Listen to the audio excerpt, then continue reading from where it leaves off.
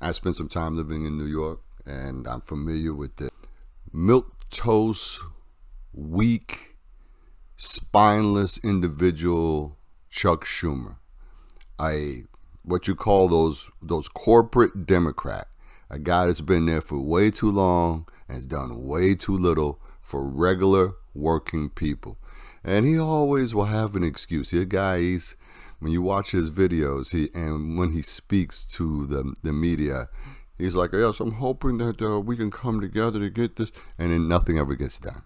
So, of course, he got voted back in. I'm sure what was supposed to happen, especially in a state like New York, was we were supposed to find a progressive candidate to primary this guy in a serious way and really bring to light his record, which is like a lukewarm bowl of oatmeal for 30 freaking years.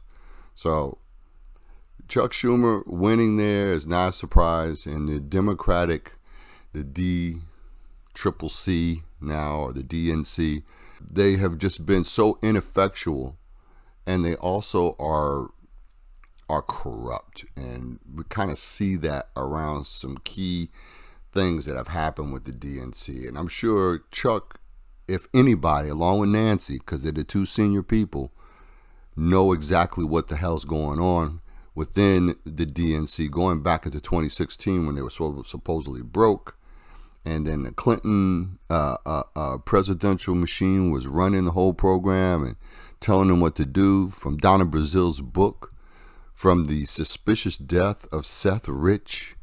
There's a lot of unanswered questions about the way DNC does stuff, and we are, I guess you could pretty much say, 100% sure and positive with enough evidence that shows that the DNC were the ones behind stealing the primary away from Bernie Sanders in 2016 and in 2020 as well. So we got a lot of issues, and we have to turn this around if we're only going to be given two parties. My attitude is we should have a third party, or maybe even a fourth party. But definitively, if we're going to be running with the idea that it's either bad or worse, we have to make bad be good. And it's high time for it. There's no reasonable thing that you can make an argument on why people don't get anything, and the people who are rich just get more and more and more. And at a certain point, the well is dry. You have extracted so much out of the well, and you've never put anything back in. You don't rotate your crops. If you don't do the things that are natural things for people to do, the system is going to fail. So now a person could say, well, what are you trying to do? Make the system fail? We need to help regular people. And New York has got a lot of issues.